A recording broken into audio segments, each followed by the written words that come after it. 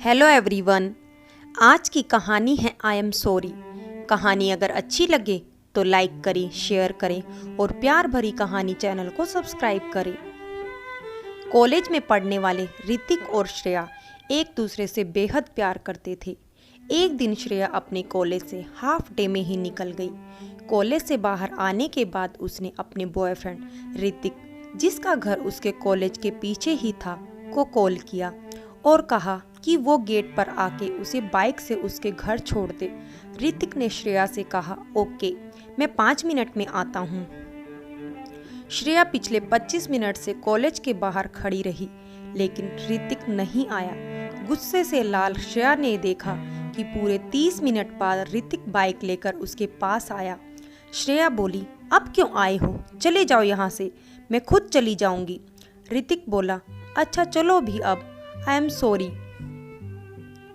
ऋतिक ने सॉरी बोला तो श्रेया बस थोड़ा सा मुस्कुराते हुए उसकी बाइक पर बैठ गई। लेकिन श्रेया अब नोटिस करने लगी थी कि ऋतिक अक्सर उससे किसी भी गलती को लेकर बस सॉरी बोल देता है, उससे आगे ज़्यादा कुछ नहीं बोलता। श्रेया ने ये भी नोटिस किया कि ऋतिक ऐसा किसी भी एक्सप्लेनेशन से बचने के लिए करता है। उसके किसी भी गलती के लिए उसे ज़्यादा एक्सप्लेन ना करना पड़े, इसलिए ऋतिक फट से सॉरी बोल देता है, जबकि पहले ऋतिक ऐसा नहीं करता था। ऋतिक और श्रेया के रिश्ते के बीच ऐसा बहुत दिनों तक चला।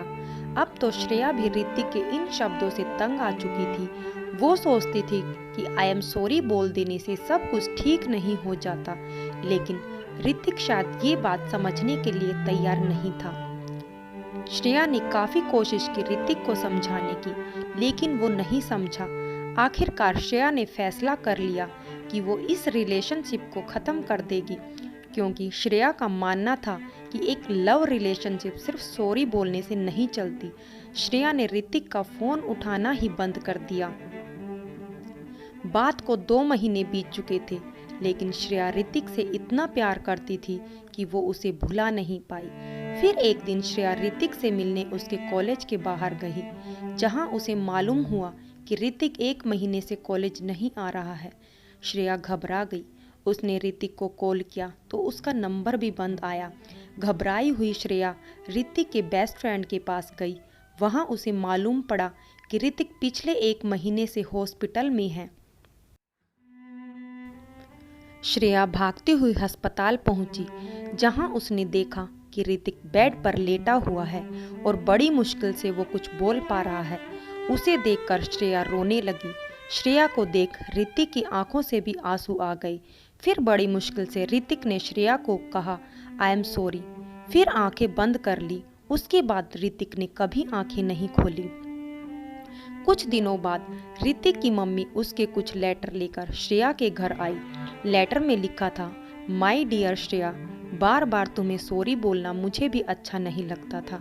जब तुमने कॉलेज के बाहर मेरा 30 मिनट तक इंतज़ार किया था, उस दिन मैं जानबूझकर लेट नहीं आया था, बल्कि उस दिन पहली बार मेरे सीने में दर्द हुआ था, जिसकी वजह से मैं बेहोश हो गया, और जैसे ही मुझे होश आया और मैं तुम्हारे पास आ पहुंचा। उस दिन मैंने तुम्हें इसलिए कुछ नहीं बताया क्योंकि मुझे पता था कि तुम टेंशन में आ जाओगी। उसके बाद भी जब भी मैंने तुम्हें सॉरी बोला, उसके पीछे भी वजह थी। मेरे दिल में होल था और इसका पता मुझे कुछ समय पहले ही लगा था। मैं भी तुम्हें बहुत प्यार करता हूँ और करता रहूँगा। काश भगवान मुझे थोड़ी और जिंदगी दे पाता, ताकि मैं तुम्हारे साथ कुछ और वक्त बिता सकता। खैर, मेरे सॉरी बोलने की वजह से अगर मैंने तुम्हें दुख पहुंचाया हो तो मुझे माफ़ कर देना। Shreya, I am sorry. Letter पढ़कर श्रेया के आंखों से आंसू थमने का नाम ही नहीं ले रहे थे। फ्रेंड्स, कहानी अगर अच्छी लगी हो तो लाइक करें, शेयर करें और प्यार भरी कहानी चैनल को सब्सक्राइब करें।